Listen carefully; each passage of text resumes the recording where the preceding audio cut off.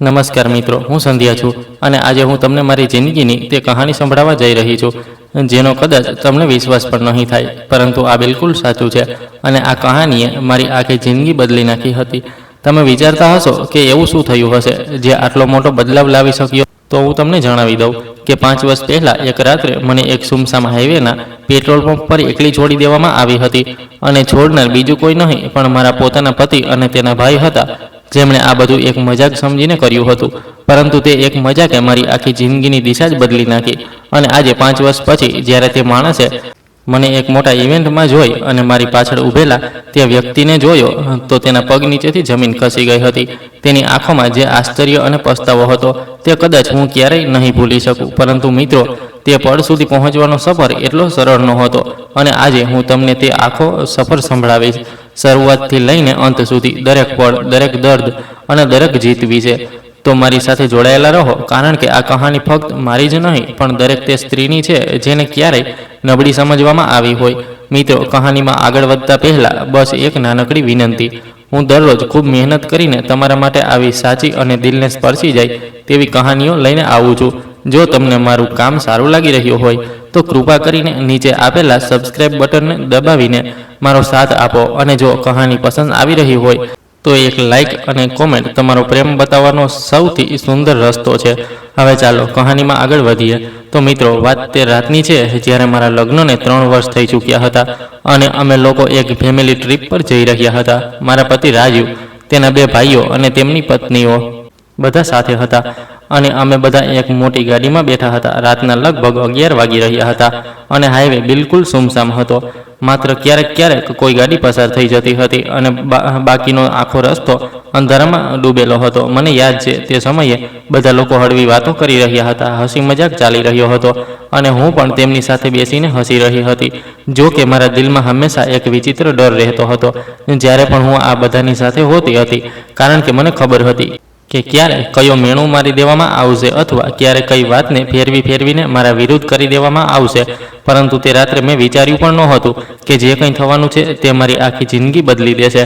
અમે લોકો એક નાના પેટ્રોલ પંપ પર રોકાયા હતા જે હાઈવેની બરોબર વચ્ચે હતો અને આસપાસ કોઈ વસ્તી નહોતી, માત્ર ખતરો અને અંધારું હતું. ગાડીમાં પેટ્રોલ ભરાવવા માટે રાજીવ નીચે ઉતર્યો અને બાકીના બધા પણ સ્ટ્રેચ કરવા માટે બહાર નીકળ્યા. હું પણ ગાડીમાંથી ઉતરી અને પેટ્રોલ પંપની પાસે ઊભી રહી, જ્યાં એક નાનકડી દુકાન હતી. મને તરસ લાગી હતી તો મેં એક પાણીની બોટલ લીધી અને પીવા લાગી. ત્યારે અચાનક મેં સાંભળ્યું કે રાજીવ અને તેના ભાઈઓ કંઈક વાત કરી રહ્યા છે અને વચ્ચે હસવાનો અવાજ આવી રહ્યો છે. હું સમજી ન શકી કે તેઓ શું વાત કરી રહ્યા છે, પરંતુ તેમના હસવામાં કંઈક વિચિત્રતા હતી, જેમ કે કોઈ શરારત કરવામાં આવી રહી હોય. મેં વધારે ધ્યાન ન આપ્યું અને વિચાર્યું કે કદાચ કોઈ મજાક ચાલી રહી હશે. પેટ્રોલ ભર્યા પછી બધા લોકો પાછા ગાડીમાં બેસવા લાગ્યા અને હું પણ તેમની પાછળ ચાલી. પરંતુ ત્યારે જ રાજીવે મને કહ્યું, અરે સંધ્યા, જરા તે દુકાનમાંથી સિગારેટનું એક પેકેટ તો લઈ આવજે. હું ભૂલી ગયો. મેં કહ્યું ઠીક છે અને હું પાછી દુકાન તરફ વળી ગઈ. દુકાન સુધી જવામાં મને કદાચ 20-30 સેકન્ડ લાગી હશે અને જ્યારે મેં સિગારેટનું પેકેટ લીધું અને પાછી વળી તો મારા હોશ ઉડી ગયા. ગાડી ત્યાં નહોતી. મેં આજુબાજુ જોયું, વિચાર્યું કદાચ ગાડી થોડી આગળ ઊભી હશે, પરંતુ ના, આખા પેટ્રોલ પંપના એરિયામાં કોઈ ગાડી નહોતી. હું દોડતી હાઈવે તરફ ગઈ અને દૂર સુધી જોયું તો મને લાલ લાઈટો દેખાઈ જે ઝડપથી દૂર જતી રહી હતી. મારા હૃદયના ધબકારા વધી ગયા અને હું ચીસો પાડી, અરે રોકો, હું અહીં છું. પરંતુ અવાજ આટલો દૂર કેવી રીતે જાય? અને ગાડી તો ઝડપથી નીકળી ગઈ હતી. હું ત્યાં જ ઊભી રહી ગઈ, બિલકુલ સ્તબ્ધ થઈને. મારા હાથમાં સિગરેટનું પેકેટ હતું અને મારી આંખોમાં આંસુ આવી ગયા હતા. મેં વિચાર્યું કે આ શું થઈ ગયું? શું તે લોકો મને ભૂલી ગયા? પણ કેવી રીતે ભૂલી શકે? હું તો તેમની સાથે જ હતી. હમણાં જ ફરી મને વિચાર આવ્યો કે કદાચ આ કોઈ મજાક છે. હા, જરૂર મજાક હશે. તે લોકો થોડી દૂર જઈને પાછા આવશે અને હસશે કે જુઓ સંધ્યાનો ચહેરો જુઓ, કેટલી ડરી ગઈ હતી. મેં પોતાને શાંતિ આપી અને વિચાર્યું કે બસ હમણાં જ ગાડી પાછી આવી જશે.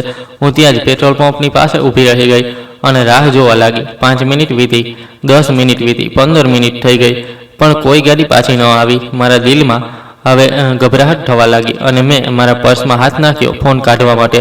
પણ ત્યારે જ મને યાદ આવ્યું કે મારું પર્સ ગાડીમાં જ હતું.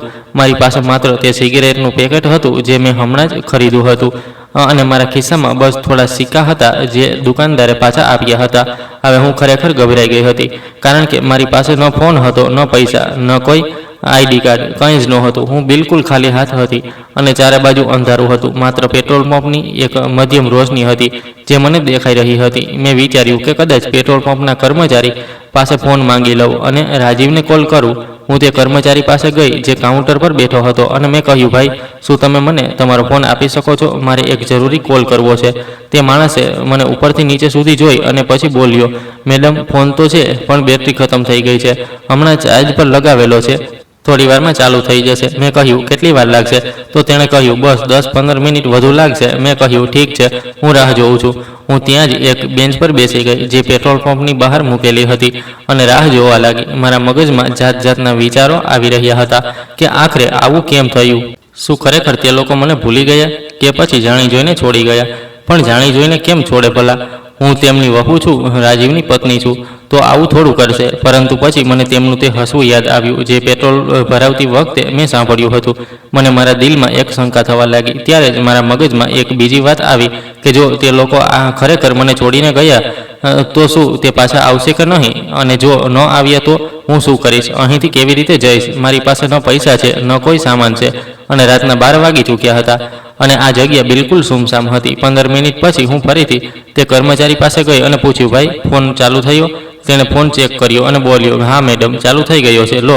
મેં તેની પાસેથી ફોન લીધો અને ધ્રુજતા હાથે રાજીવનો નંબર ડાયલ કર્યો.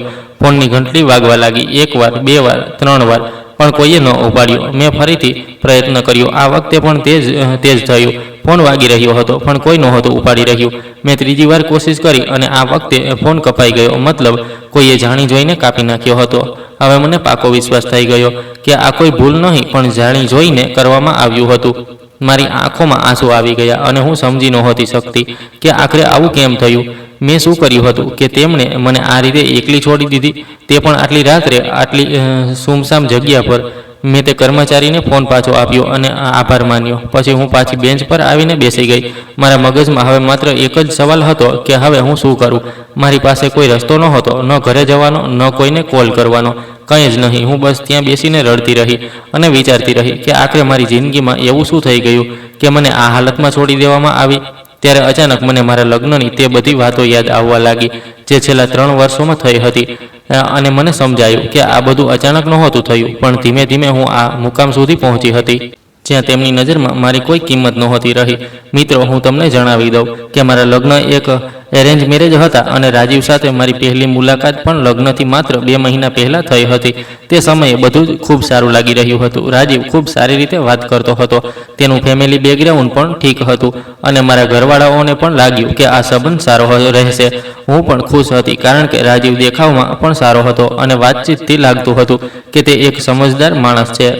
લગ્ન ખૂબ ધામધૂમથી થયા અને હું મારા સાસરે આવી ગઈ. શરૂઆતના કેટલાક દિવસો તો બધું ઠીક રહ્યું પરંતુ ધીમે ધીમે મને ખબર પડવા લાગી કે રાજીવની અસલિયત કંઈક બીજી જ હતી. તે ઘરમાં ખૂબ ઓછું બોલતો હતો અને જ્યારે પણ બોલતો હતો તો ખૂબ રૂખા રીતે બોલતો હતો. તેના માતા પિતા પણ ખૂબ કડક સ્વભાવના હતા અને ઘરમાં હંમેશા એક વિચિત્ર તણાવ રહેતો હતો. શરૂઆતમાં મેં વિચાર્યું કે કદાચ નવા ઘરમાં બધાને એડજસ્ટ થવામાં સમય લાગે છે તો હું પણ ધીમે ધીમે બધાને સમજી જઈશ અને બધું ઠીક થઈ જશે. પરંતુ મિત્રો, એવું ન થયું. જેમ જેમ દિવસો વીતતા ગયા તેમ તેમ મારા પર મેણા મારવામાં આવવા લાગ્યા. નાની નાની વાતો પર મને ટોકવામાં આવતી અને મારી દરેક વાતને ખોટી સાબિત કરવામાં આવતી. જેમ કે જો હું સવારે વહેલી ઉઠી જાઉં તો કહેવામાં આવતું કે આટલી વહેલી કેમ ઉઠી, કોઈ દેખાડો કરવાની જરૂર નથી. અને જો થોડી મોડી ઉઠતી તો કહેવામાં આવતું કે જુઓ કેટલી આળસુ છે, સવારે સવારે બધા કામ પાછળ રહી જાય છે. રસોઈ બનાવવામાં જો થોડો વધારે મસાલો થઈ જતો તો મેણું મારવામાં આવતું કે તને રસોઈ બનાવતા પણ નથી આવડતું. અને જો ઓછો મસાલો હોય તો કહેવામાં આવતું કે બેસ્વાદ રસોઈ બનાવે છે. હું ગમે તેટલી કોશિશ કરી લઉં, મને હંમેશા ખોટી જ ઠેરવવામાં આવતી હતી. રાજીવ પણ ક્યારેય મારો સાથ નહોતો આપતો. ઉલટાનું તે પણ તેના માતા પિતા અને ભાઈઓ સાથે મળીને મારા પર મેણા મારતો રહેતો હતો. તેના 2 ભાઈઓ હતા, બંનેના લગ્ન થઈ ચૂક્યા હતા અને તેમની પત્નીઓ પણ મારી સાથે સારો વ્યવહાર નહોતી કરતી. તે લોકો હંમેશા મને નીચી દેખાડવાની કોશિશ કરતા હતા અને મને હંમેશા અલગ થલગ અનુભવ કરાવતા હતા. ધીમે ધીમે હું અંદરથી તૂટવા લાગી હતી. મારો આત્મવિશ્વાસ ખતમ થતો જઈ રહ્યો હતો અને હું પોતાને નકામી સમજવા લાગી હતી. હું વિચારતી હતી કે કદાચ ખરેખર મારામાં કોઈ ખામી છે એટલે જ બધા મારી સાથે આ રીતે વર્તે છે. હું મારા પિયરવાળાઓને પણ કંઈ નહોતી જણાવી શકતી, કારણ કે મને ડર લાગતો હતો કે ક્યાંક તેમને દુઃખ ન થઈ જાય અથવા પછી તેઓ વિચારે કે હું એડજસ્ટ નથી કરી રહી. 3 વર્ષો આમ જ પસાર થઈ ગયા. હું રોજ સવારે ઉઠતી, રોજ મારા કામ કરતી અને રોજ મેળા સાંભળતી, પણ મેં ક્યારેય કોઈની ફરિયાદ ન કરી.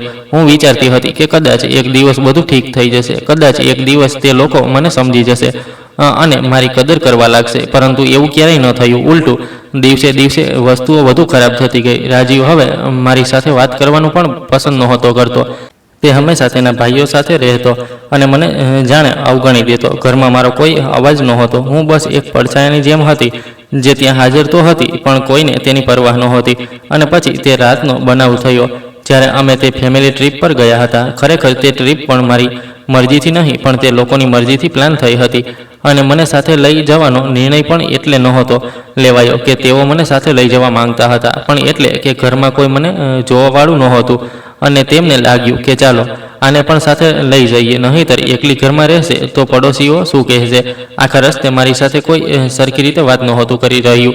બસ મને ડ્રાઈવરની જેમ ઉપયોગ કરવામાં આવી રહ્યો હતો, જેમ કે પાણી લાવવું, ખાવાનું લાવવું, સામાન રાખવો વગેરે વગેરે. હું ચૂપચાપ બધું કરી રહી હતી, કારણ કે મને લાગતું હતું કે કદાચ આ મારી જવાબદારી છે અને મારે આ બધું કરવું જોઈએ. પરંતુ જ્યારે તેમણે મને તે પેટ્રોલ પંપ પર છોડી દીધી તો મને સમજ આવી ગયું કે તેમની નજરમાં મારી હેસિયત શું હતી. હું તેમના માટે બસ એક મજાક હતી, એક એવી ચીજ જેને તેઓ જ્યારે ઈચ્છે ત્યારે ઉપયોગ કરી શકે અને જ્યારે ઈચ્છે ત્યારે ફેંકી શકે છે. તે રાત્રે જ્યારે હું તે બેન્ચ પર બેસીને રડી રહી હતી તો મારા મગજમાં આ બધી વાતો ઘૂમી રહી હતી અને હું વિચારતી હતી કે શું મારી જિંદગી બસ આટલી જ હતી? શું હું માત્ર આ લાયક જ હતી કે મને આ રીતે બેઇજ્જત કરવામાં આવે? મારા મનમાં ગુસ્સો પણ હતો, દુઃખ પણ હતું અને સૌથી વધારે હતી તો શરમ, કે હું ખુદ પર શર્મિંદા હતી કે મેં આટલા વર્ષો સુધી આ બધું સહન કર્યું. કેવી રીતે અને શા માટે? રાતના લગભગ 1 વાગી ગયા હતા અને હું હજી પણ તે જ બેન્ચ પર બેઠી હતી. પેટ્રોલ પંપનો તે કર્મચારી પણ હવે સૂઈ ગયો હતો અને ચારે બાજુ બિલકુલ શાંતિ હતી. મને ઊંઘ નહોતી આવતી, કારણ કે મારા મગજમાં જાત જાતના વિચારો આવી રહ્યા હતા. હું વિચારતી હતી કે હવે હું શું કરું? શું મારે અહીંથી કોઈ રીતે ઘરે પાછું જવું જોઈએ કે પછી મારા પિયર જતી રહું? પણ બંને જ ઓપ્શન મારા માટે મુશ્કેલ હતા, કારણ કે ન તો મારી પાસે પૈસા હતા, ન કોઈ સાધન હતું અને ન તો મને ખબર હતી કે હું કોને કોલ કરું.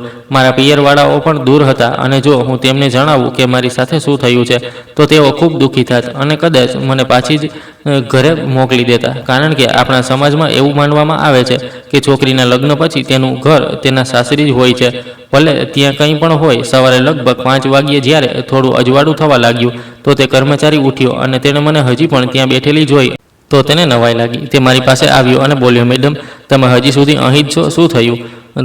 તમારા સાથી લોકો ક્યાં ગયા? મેં તેને આખી વાત જણાવી કે કેવી રીતે મને અહીં એકલી છોડી દેવામાં આવી અને હવે હું સમજી નથી શકતી કે શું કરું. તે માણસ ખૂબ સીધો સાદો અને ભલો માણસ લાગી રહ્યો હતો. તેણે મને ખૂબ સહાનુભૂતિથી જોઈ અને બોલ્યો, મેડમ, આ તો ખૂબ ખોટું થયું તમારી સાથે, પણ હવે તમે ગભરાશો નહીં, હું તમારી મદદ કરું છું. તેણે મને એક ગ્લાસ ચા આપી અને કહ્યું કે પહેલાં તમે આ પી લો, પછી આપણે કંઈક વિચારીએ. મેં તેની પાસેથી ચા લીધી અને પીવા લાગી. તે ગરમ ચાએ મને થોડી શાંતિ આપી અને હું થોડી સંભાળી. તે કર્મચારીએ મને પૂછ્યું કે મેડમ, તમે ક્યાં જવા માગો છો? તમારા ઘરે કે પછી ક્યાંક બીજી જગ્યાએ? મેં તેને કહ્યું કે હું હજી કંઈ નક્કી નથી કરી શકી, પરંતુ મને લાગે છે કે મારે મારા પિયર ન જવું જોઈએ, કારણ કે ત્યાં જઈને પણ મારે પાછું અહીં જ આવવું પડશે. તેણે કહ્યું, તો પછી તમે શું કરવા માંગો છો? મેં થોડીવાર વિચાર્યું અને પછી મેં કહ્યું કે મને ખબર નથી, પરંતુ એક વાત હું જાણું છું કે હું હવે તે ઘરે પાછી નથી જવા માંગતી જ્યાં મારી કોઈ ઇજ્જત નથી, જ્યાં મને એક મજાક સમજવામાં આવે છે. તે માણસ ચૂપ રહ્યો, પછી બોલ્યો, મેડમ, જો તમે ઈચ્છો તો હું તમને નજીકના શહેર સુધી મૂકી શકું છું. ત્યાં મારી એક બહેન રહે છે, તે તમારી મદદ કરી શકે છે અને તમે ત્યાં થોડા દિવસ રોકાઈને વિચારી શકો છો કે આગળ શું કરવું છે. મેં તેની તરફ જોયું અને મારી આંખોમાં આંસુ આવી ગયા, કારણ કે આટલા વર્ષો પછી કોઈએ મારી સાથે આટલી ઇજ્જત અને પ્રેમથી વાત કરી હતી. કોઈએ મારી મદદ કરવાની ઓફર કરી હતી, કંઈ માગ્યા વગર, કંઈ વિચાર્યા વગર. મેં તેને પૂછ્યું, પણ તમે આ બધું મારા માટે કેમ કરી રહ્યા છો? તમે તો મને ઓળખતા પણ નથી. તેણે હસીને કહ્યું, મેડમ, મુસીબતમાં કોઈની મદદ કરવા માટે તેને ઓળખવું જરૂરી નથી હોતું, બસ ઇન્સાનિયત હોવી જોઈએ. અને હું જોઈ રહ્યો છું કે તમે ખૂબ પરેશાન છો, તો હું બસ એટલું જ કરી શકું કે તમને એક સુરક્ષિત જગ્યા સુધી પહોંચાડી દઉં. બાકી નિર્ણય તમારો છે. મેં તેનો આભાર માન્યો અને કહ્યું કે હા, જો તમે મને ત્યાં સુધી મૂકી શકો તો ખૂબ મહેરબાની થશે. લગભગ 7 વાગ્યે સવારે તેની શિફ્ટ પૂરી થઈ અને તેણે તેની એક જૂની બાઇક કાઢી અને મને કહ્યું, ચાલો મેડમ. હું તેની બાઇક પર બેસી ગઈ અને અમે ત્યાંથી નીકળી પડ્યા. આખા રસ્તે હું વિચારતી રહી કે હું શું કરી રહી છું. હું એક અજાણ્યા માણસની સાથે અજાણી જગ્યાએ જઈ રહી છું, પણ મને કોઈ ડર નહોતો લાગી રહ્યો, કારણ કે મારી પાસે ખોવા માટે હવે કંઈ બચ્યું નહોતું. મારી ઇજ્જત, મારો આત્મવિશ્વાસ, બધું જ તો એમ જ ખતમ થઈ ચૂક્યું હતું. હવે તો બસ એક ખાલી ખોડિયું બચ્યું હતું જે શ્વાસ લઈ રહ્યું હતું. લગભગ 1 કલાકની ડ્રાઈવ પછી અમે એક નાના શહેરમાં પહોંચ્યા. ત્યાં તેણે મને એક નાના ઘરની સામે ઉતારી અને અંદર લઈ ગયો. અંદર એક સ્ત્રી હતી જે લગભગ 40-45 વર્ષની હશે. તેણે મને જોઈ તો થોડી નવાઈ પામી. તે કર્મચારીએ, જેનું નામ રમેશ હતું, પોતાની બહેનને આખી વાત જણાવી કે કેવી રીતે મને પેટ્રોલ પંપ પર એકલી છોડી દેવામાં આવી હતી અને કેવી રીતે હું આખી રાત ત્યાં બેસી રહી. રમેશની બહેનનું નામ કમલા હતું અને તે સાંભળીને ખૂબ દુઃખી થઈ. તેણે મને અંદર બોલાવી અને બેસાડી. પછી મને જમવાનું ખવડાવ્યું અને બોલી, બેટી, તું પરેશાન ન થા. તું અહીં જેટલા દિવસ ઈચ્છે રોકાઈ શકે છે અને તારા વિશે વિચારી શકે છે કે તારે શું કરવું છે. મેં તેમને કહ્યું કે હું તેમની ખૂબ આભારી છું, પણ હું તેમના પર બોજ બનવા નથી માંગતી. કમલાએ કહ્યું, અરે, આ કેવી વાત કરે છે? તું બોજ નથી, પણ મને ખુશી થશે કે હું તારી મદદ કરી શકી. હું ત્યાં રોકાઈ ગઈ અને આવનારા કેટલાક દિવસો મેં બસ વિચારવામાં જ વિતાવ્યા કે મારે આગળ શું કરવું છે. મેં નક્કી કર્યું કે હું હવે તે ઘરે પાછી નહીં જાઉં જ્યાં મારી કોઈ ઇજ્જત નથી, અને ન જ હું મારા પિયર જઈશ, કારણ કે ત્યાં જઈને મારે ફરીથી તે જ બધું સાંભળવું પડશે કે લગ્ન પછી છોકરીનું ઘર તેની સાસરી હોય છે અને તેને ત્યાં જ રહેવું જોઈએ, ભલે ગમે તે થાય. મેં વિચાર્યું કે જો મારે મારી જિંદગી બદલવી છે તો મારે ખુદ કંઈક કરવું પડશે. મારે ખુદ મારા પગ પર ઊભા રહેવું પડશે. મેં કમલા સાથે વાત કરી અને તેને મારો નિર્ણય જણાવ્યો કે હું અહીં જ રહેવા માગું છું અને કોઈ કામ શોધવા માગું છું જેથી હું મારો ગુજરાન જાતે ચલાવી શકું. કમલાએ મારો સાથ આપ્યો અને કહ્યું કે તે મારી મદદ કરશે કોઈ કામ શોધવામાં. આવનારા કેટલાક દિવસોમાં મેં શહેરમાં ઘણી જગ્યાએ કામ માટે પૂછ્યું, પણ ક્યાંય પણ મને કામ ન મળ્યું, કારણ કે મારી પાસે ન તો કોઈ ડિગ્રી હતી, ન કોઈ એવી સ્કિલ હતી જેની ત્યાં જરૂર હતી. મેં બસ 12મા ધોરણ સુધી જ અભ્યાસ કર્યો હતો. તે પછી મારા લગ્ન થઈ ગયા હતા અને પછી હું ઘરના કામોમાં જ અટવાયેલી રહી. હું હાર માનવા લાગી હતી, પણ કમલાએ મારો ઉત્સાહ વધાર્યો અને કહ્યું કે તું હિંમત ન હાર, કંઈક ને કંઈક જરૂર મળશે. પછી એક દિવસ કમલાએ મને જણાવ્યું કે શહેરમાં એક નાનકડી દુકાન છે જ્યાં એક છોકરીની જરૂર છે કાઉન્ટર પર બેસવા માટે અને બિલિંગ કરવા માટે. મેં કહ્યું કે મને તો બિલિંગ નથી આવડતી. તો કમલાએ કહ્યું કે તે ખૂબ સરળ છે, તું શીખી જઈશ. હું તે દુકાન પર ગઈ અને માલિકને મળી. તેનું નામ સુરેશ હતું અને તે એક કરિયાણાની દુકાન ચલાવતો હતો. મેં તેની સાથે વાત કરી અને કહ્યું કે મને કામ જોઈએ છે અને હું મહેનત કરવા માટે તૈયાર છું. સુરેશે મને ઉપરથી નીચે સુધી જોઈ અને પછી પૂછ્યું કે તું પહેલાં ક્યાં કામ કરતી હતી? મેં જૂઠું બોલી દીધું અને કહ્યું કે હું બીજા શહેરમાં એક દુકાન પર કામ કરતી હતી, પણ હવે હું અહીં શિફ્ટ થઈ ગઈ છું. સુરેશે થોડીવાર વિચાર્યું અને પછી કહ્યું, ઠીક છે, હું તને ટ્રાયલ પર રાખી લઉં છું. 1 અઠવાડિયા માટે જો તું બરાબર કામ કરી શકી તો હું તને પરમેનન્ટ રાખી લઈશ. મેં ખુશીથી હા પાડી દીધી અને બીજા દિવસથી હું કામ પર જવા લાગી. શરૂઆતમાં ખૂબ મુશ્કેલ હતું, કારણ કે મને બિલિંગ નહોતી આવડતી અને ન તો મને ખબર હતી કે કઈ વસ્તુની શું કિંમત છે, પણ ધીમે ધીમે મેં શીખવાનું શરૂ કર્યું. સુરેશ ખૂબ કડક માણસ હતો. તે દર નાની ભૂલ પર મને વઢતો હતો અને ક્યારેક ક્યારેક તો ખૂબ ખરાબ બોલતો હતો, પરંતુ મેં હાર ન માની, કારણ કે મને ખબર હતી કે જો મારે મારી જિંદગી બદલવી છે તો મારે આ બધું સહન કરવું પડશે. 1 અઠવાડિયા પછી સુરેશે મને પરમેનન્ટ રાખી લીધી અને મને મહિનાના 3000 પગાર આપવા લાગ્યો. આ પૈસા ખૂબ ઓછા હતા, પણ મારા માટે આ ખૂબ મહત્વ રાખતા હતા, કારણ કે આ પહેલીવાર હતું કે મેં મારી મહેનતથી પૈસા કમાયા હતા અને આ અહેસાસ ખૂબ અલગ હતો. હું રોજ સવારે 6 વાગ્યે ઉઠતી, પછી તૈયાર થતી અને 8 વાગ્યે દુકાન પહોંચી જતી. દુકાન રાતના 8 વાગ્યા સુધી ખુલ્લી રહેતી હતી, તો હું આખા 12 કલાક ત્યાં કામ કરતી હતી. સાંજે જ્યારે હું થાકીને ઘરે પાછી ફરતી તો કમલા મારા માટે ખાવાનું બનાવીને રાખતી અને મને પૂછતી કે દિવસ કેવો રહ્યો. હું તેને બધું જણાવતી અને તે મારો ઉત્સાહ વધારતી.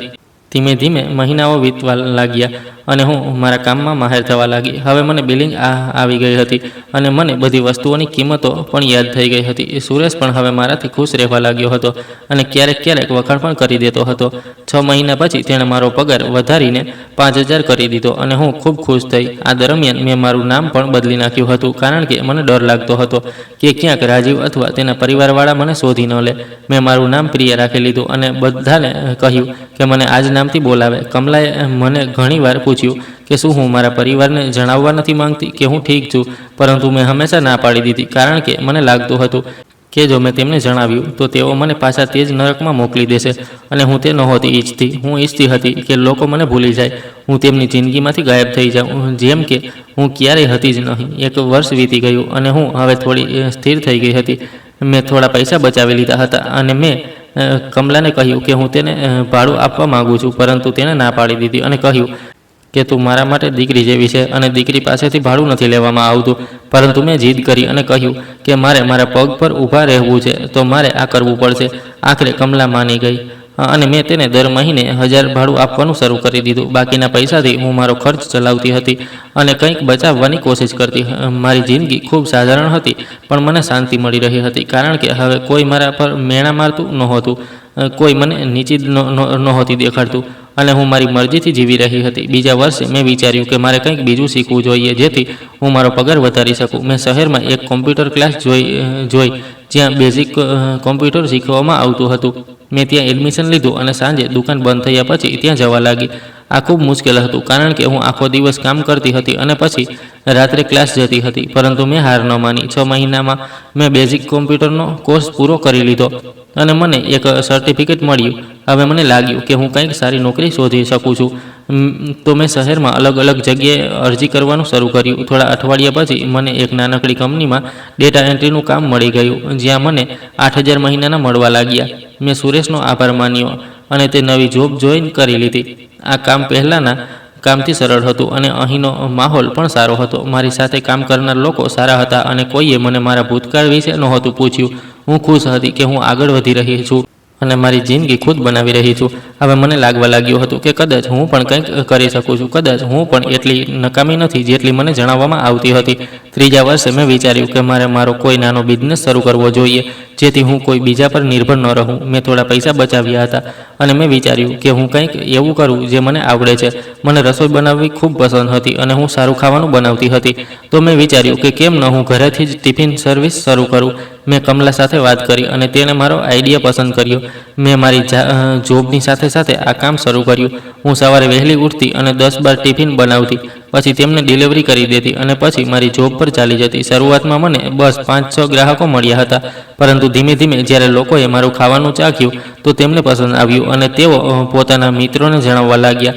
3 મહિનામાં મારા 20 ગ્રાહકો થઈ ગયા અને હું સારા પૈસા કમાવા લાગી. હવે મને લાગ્યું કે હું મારી જોબ છોડીને પૂરો સમય આ કામમાં લગાવી શકું છું.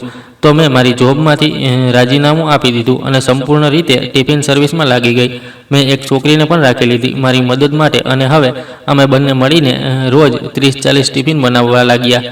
4થા વર્ષ સુધી મારો બિઝનેસ સારો ચાલવા લાગ્યો હતો અને હું મહિનાના 20,000 થી 25,000 કમાવા લાગી હતી. મેં થોડા પૈસા બચાવ્યા અને એક નાનકડી દુકાન ભાડે લીધી, જ્યાંથી હું મારી ટિફિન સર્વિસ ચલાવવા લાગી. હવે હું ઘરે નહીં પણ મારી દુકાન પર કામ કરતી હતી અને મારી સાથે 3 છોકરીઓ કામ કરતી હતી. મારો બિઝનેસ વધતો જઈ રહ્યો હતો અને હું ખુશ હતી કે હું મારા દમ પર કંઈક કરી રહી છું. કમલા પણ મારા પર ખૂબ ગર્વ કરતી હતી અને કહેતી હતી કે તે તારી મહેનતથી તારી જિંદગી બદલી નાખી. 5મા વર્ષે મેં મારી ટિફિન સર્વિસને વધુ મોટી કરી અને એક નાનકડું રેસ્ટોરન્ટ ખોલી લીધું, જ્યાં લોકો આવીને ખાવાનું ખાઈ શકતા હતા. આ મારા માટે ખૂબ મોટું પગલું હતું અને હું ખૂબ ગભરાયેલી હતી કે ક્યાંક આ કામ સફળ ન થાય, પરંતુ મેં હિંમત કરી અને આગળ વધી.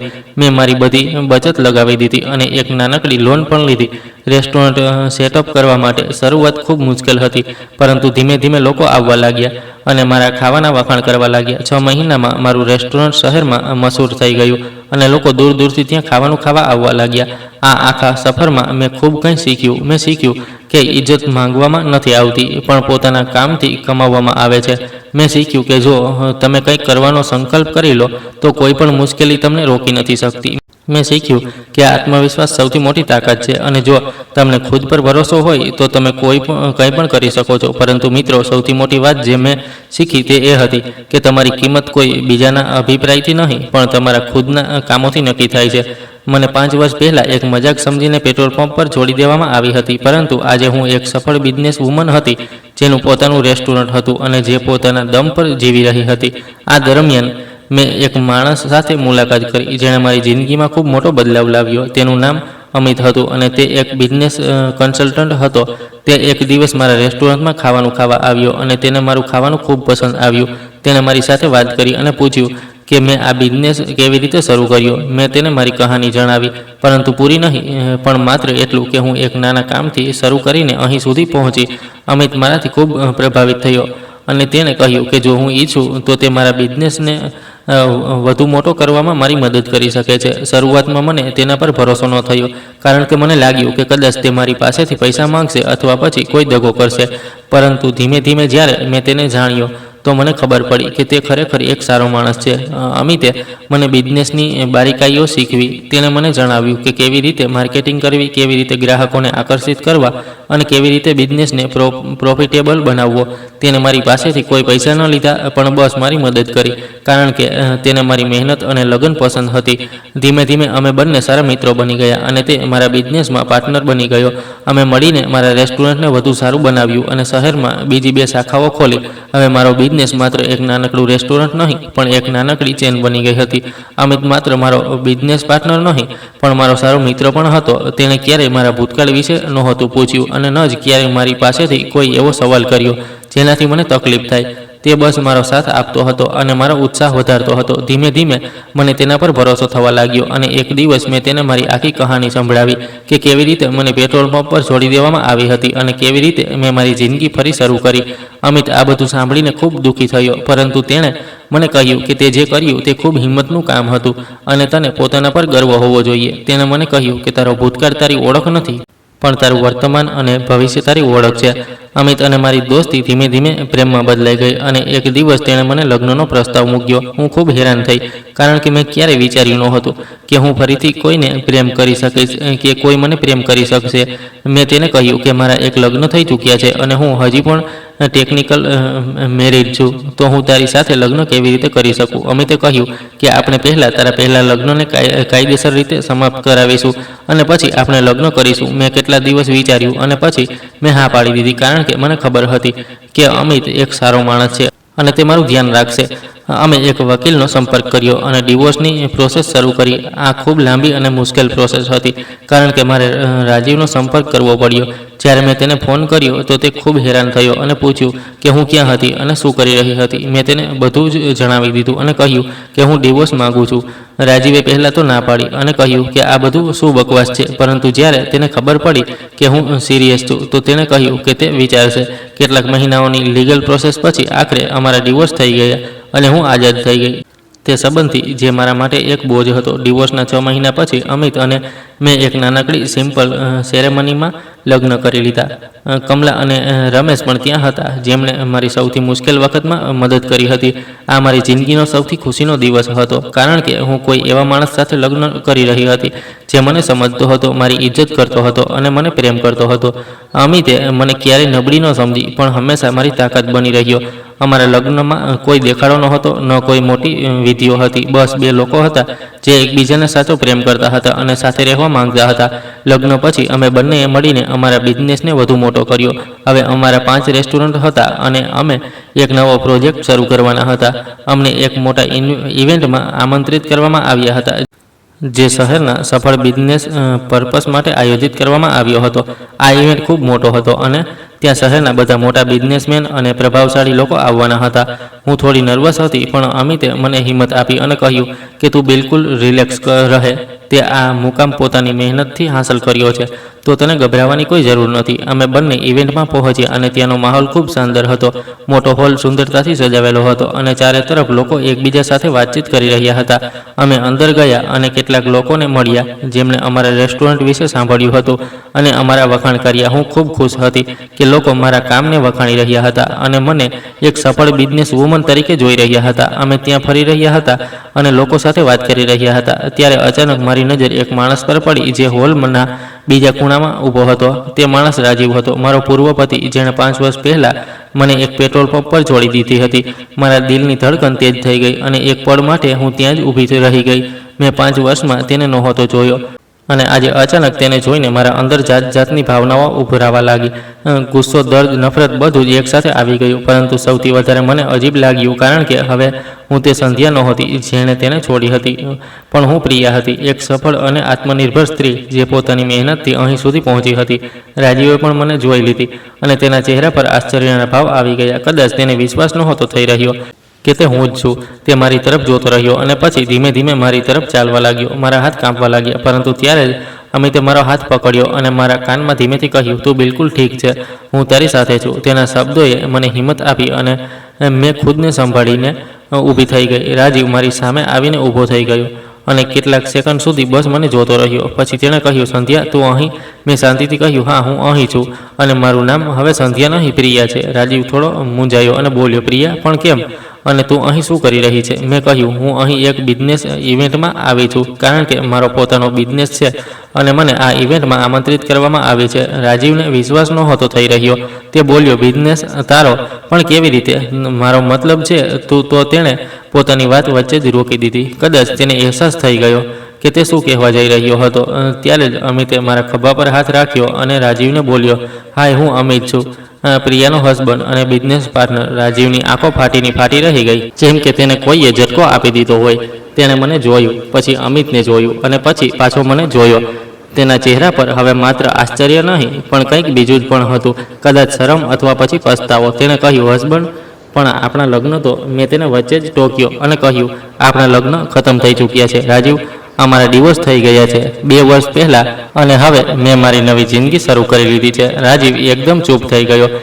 તેને સમજાતું નહોતું કે તે શું કહે. હું જોઈ શકતી હતી કે તે ખૂબ અસહજ અનુભવી રહ્યો હતો અને તેને પોતાની ભૂલનો અહેસાસ થઈ રહ્યો હતો. ત્યારે જ અમિતે વાત બદલવાની કોશિશ કરી અને કહ્યું, એમ તો તું પણ બિઝનેસમાં છે શું?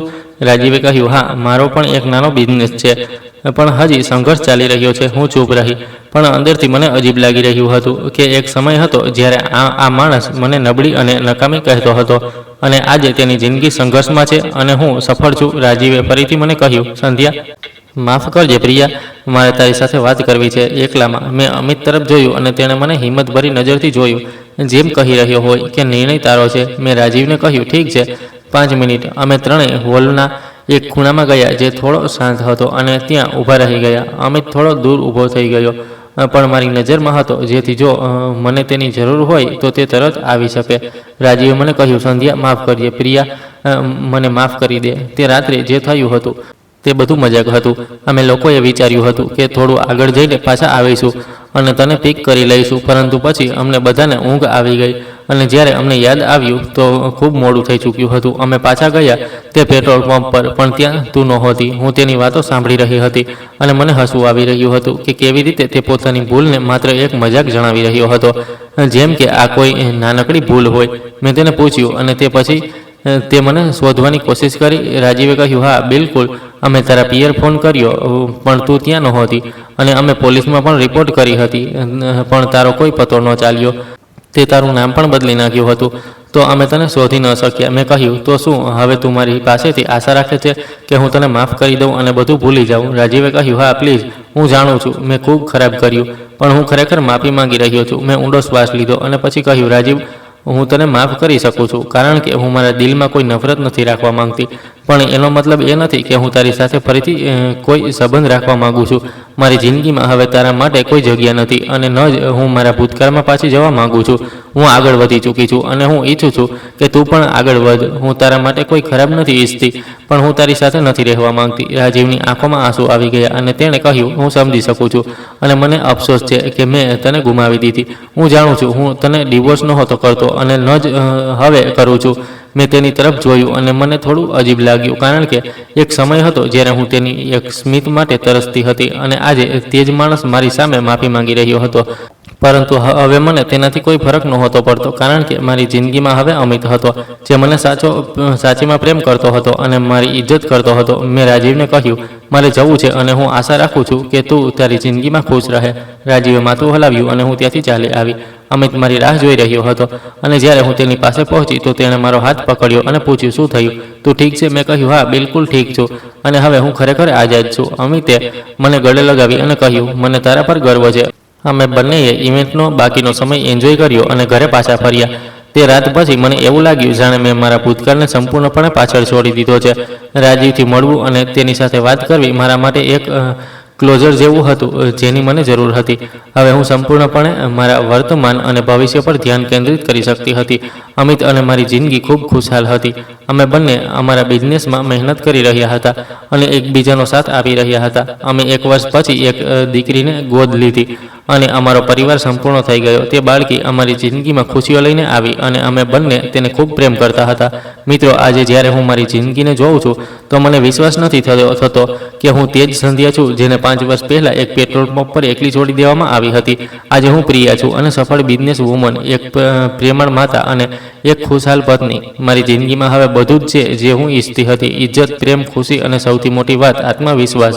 મેં મારી મહેનતથી આ બધું હાંસલ કર્યું છે અને મને પોતાના ઉપર ખૂબ ગર્વ છે. પરંતુ મિત્રો, હું એ પણ કહેવા માંગીશ કે મારો આ સફર સરળ નહોતો. ઘણા બધા પળો એવા આવ્યા જ્યારે હું હાર માનવા માંગતી હતી, જ્યારે મને લાગતું હતું કે કદાચ હું આ બધું નહીં કરી શકું. પરંતુ મેં હિંમત ન હારી અને આગળ વધતી રહી. મેં શીખ્યું કે જિંદગીમાં મુશ્કેલીઓ આવતી રહે છે, પરંતુ જો તમે હાર માની લેશો તો તમે ક્યારેય નહીં જાણી શકો કે તમે શું કરી શકતા હતા. મેં એ પણ શીખ્યું કે કોઈનો અભિપ્રાય તમારી હકીકત નથી બનતો. તમે તે બનો છો જે તમે ખુદને બનાવવા માંગો છો. મને નબળી કહેવામાં આવી, પણ મેં ખુદને મજબૂત બનાવી. મને નકામી કહેવામાં આવી, પણ મેં ખુદને કાબિલ સાબિત કરી. આજે હું તે બધા લોકોનો આભાર માનવા માંગીશ જેમણે મારા મુશ્કેલ વખતમાં મદદ કરી. રમેશ, જેણે મને તે પેટ્રોલ પંપથી એક સુરક્ષિત જગ્યા સુધી પહોંચાડી. કમલા, જેણે મને પોતાના ઘરમાં જગ્યા આપી અને મારો ઉત્સાહ વધાર્યો. અમિત, જેણે મારા પર ભરોસો કર્યો અને મારી જિંદગીમાં ખુશીઓ લઈને આવ્યો. આ બધા લોકો વિના હું કદાચ આજે અહીં ન હોત અને હું તેમની હંમેશા આભારી રહીશ. અને મિત્રો, હું તે લોકોથી પણ કંઈક કહેવા માંગીશ જે આજે પણ કોઈ સંબંધમાં નાખુશ છે અથવા જેમની સાથે ખરાબ વ્યવહાર થઈ રહ્યો છે. હું તેમને કહેવા માંગીશ કે જો તમે ખુશ નથી તો તમારે ત્યાં રહેવાની જરૂર નથી. હું જાણું છું આ ખૂબ મુશ્કેલ નિર્ણય છે, ખાસ કરીને આપણા સમાજમાં જ્યાં લોકો શું કહેશે તે સૌથી મોટી ચિંતા હોય છે. પરંતુ મિત્રો, તમારી જિંદગી તમારી છે અને તમને તેને તમારી રીતે જીવવાનો હક છે. જો કોઈ તમારી ઇજ્જત નથી કરતું, તમને પ્રેમ નથી કરતું, તો તમને તે સંબંધમાં રહેવાની જરૂર નથી, ભલે તે કોઈ પણ સંબંધ કેમ ન હોય. હું એ નથી કહી રહી કે દરેકને પોતાના લગ્ન છોડી દેવા જોઈએ, પરંતુ હું એ જરૂર કહી રહી છું કે જો તમારી સાથે ખરાબ વ્યવહાર થઈ રહ્યો છે, જો તમારી ઇજ્જત નથી કરવામાં આવી રહી, તો તમારે પોતાના માટે ઊભા રહેવું જોઈએ. તમારે પોતાનો અવાજ ઉઠાવવો જોઈએ અને જો વસ્તુઓ નથી બદલાતી તો તમારે પોતાના માટે નિર્ણય લેવો જોઈએ. હું જાણું છું આ ખૂબ ડરાવણું લાગે છે, પરંતુ વિશ્વાસ માનો, તમે આમાંથી પસાર થઈ શકો છો અને તમે એક સારી જિંદગી જીવી શકો છો. અને સૌથી મોટી વાત મિત્રો, ક્યારેય પણ પોતાના ઉપરથી ભરોસો ન ગુમાવશો. મેં મારા સૌથી ખરાબ વખતમાં પણ ખુદ પર ભરોસો ન ગુમાવ્યો અને તે જ ભરોસો આજે મને અહીં સુધી લઈને આવ્યો. તમે બધા પણ પોતાના અંદરની તાકાતને ઓળખો અને તેને બહાર કાઢો. તમે બધામાં કંઈક ને કંઈક ખાસ છે, બસ જરૂર છે તે ઓળખવાની અને તેના પર કામ કરવાની. કોઈ પણ તમને નબળા નથી બનાવી શકતું જ્યાં સુધી તમે ખુદને નબળા ન સમજો, અને કોઈ પણ તમને રોકી નથી શકતું જ્યાં સુધી તમે ખુદને રોકવા ન દો. મારી કહાનીનો સૌથી મોટો બોધપાઠ એ છે કે દરેક મુશ્કેલી પછી એક નવી શરૂઆત થાય છે અને દરેક અંધારા પછી રોશની આવે છે. બસ તમારે તે રોશની સુધી પહોંચવા માટે અંધારામાંથી પસાર થવું પડે છે. મને તે પેટ્રોલ પંપ પર છોડી દેવામાં આવવું મારી જિંદગીનો સૌથી ખરાબ પળ હતો, પરંતુ તે જ પળ મારી નવી જિંદગીની શરૂઆત પણ બની ગયો. જો તે રાત ન હોત તો કદાચ હું આજે પણ તે જ ઘરમાં અપમાન સહન કરતી રહેતી અને ખુદને નબળી સમજતી રહેતી. પરંતુ તે રાત્રે મને મજબૂર કરી કે હું પોતાના માટે કંઈક કરું અને આજે હું અહીં છું. મિત્રો, હું આશા કરું છું કે મારી કહાની તમને કંઈક શીખવી શકે અને જો તમે કોઈ મુશ્કેલ સમયમાંથી પસાર થઈ રહ્યા છો તો તમને હિંમત આપી શકે. યાદ રાખો, તમે એકલા નથી અને દરેક મુશ્કેલીનો કોઈને કોઈ હલ જરૂર હોય છે. બસ તમારે તે હલને શોધવાની હિંમત કરવી પડે છે. અને સૌથી મોટી વાત એ છે કે ક્યારેય પણ ખુદને ઓછું ન આંકો, કારણ કે તમે જેટલું વિચારો છો તેનાથી ક્યાંય વધુ તાકાતવર છો. આજે જ્યારે હું મારી દીકરીને જોઉં છું તો મને લાગે છે કે મેં તેના માટે એક સારું ઉદાહરણ રાખ્યું છે. હું ઈચ્છું છું કે તે મોટી થઈને એક મજબૂત અને આત્મનિર્ભર સ્ત્રી બને જે પોતાના નિર્ણયો ખુદ લઈ શકે અને પોતાની જિંદગી ખુદ જીવી શકે. હું ઈચ્છું છું કે તે ક્યારેય કોઈના પર નિર્ભર ન રહે અને પોતાના દમ પર પોતાની ઓળખ બનાવે.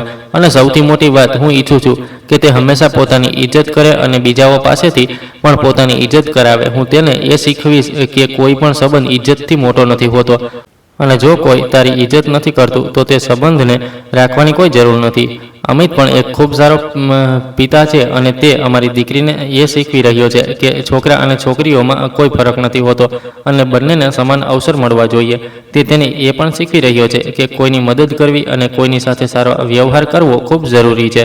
મને ખૂબ ખુશી છે કે મારી દીકરી આવા માહોલમાં મોટી થઈ રહી છે જ્યાં તેને પ્રેમ અને ઇજ્જત મળે છે અને જ્યાં તેને પોતાના સપના પૂરા કરવા માટે પ્રોત્સાહિત કરવામાં આવે છે. મિત્રો, આજે હું મારી કહાનીનો અંત કરતા તમને બધાને કંઈક કહેવા માંગીશ. ક્યારે પણ કોઈની સાથે મજાક પણ એવું કંઈ ન કરશો જે તેને તકલીફ આપે. દરેક માણસની ભાવનાઓ હોય છે અને દરેક માણસને ઇજ્જતની જરૂર હોય છે. જો તમે કોઈને પ્રેમ નથી કરતા તો ઓછામાં ઓછું તેનું અપમાન ન કરો, અને જો તમે કોઈ સંબંધમાં છો તો તમારા પાર્ટનરની ઇજ્જત કરો અને તેની સાથે સારો વ્યવહાર કરો, કારણ કે સંબંધો પ્રેમ અને સન્માનથી બને છે, ન કે ડર અને દબાણથી.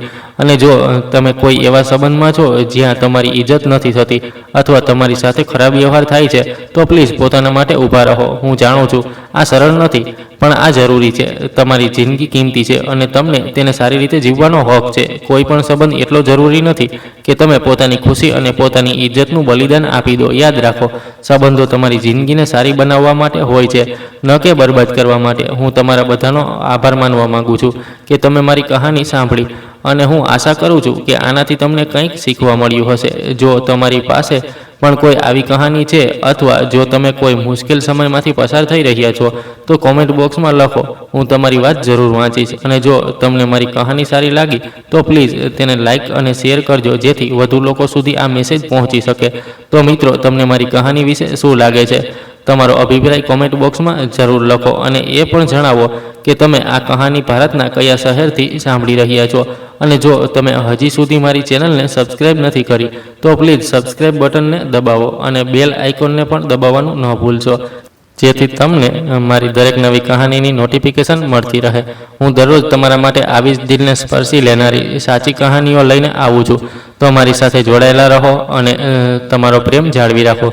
મિત્રો, યાદ રાખો, જિંદગીમાં ક્યારેય હાર ન માનશો, કારણ કે દરેક આંધળી રાત પછી એક નવી સવાર જરૂર આવે છે. તમે બધા પોતાનું અને પોતાના પરિવારનું ધ્યાન રાખો અને હંમેશા ખુશ રહો. મળીએ એક નવી કહાની સાથે. ત્યાં સુધી અલવિદા અને ખૂબ બધો પ્રેમ.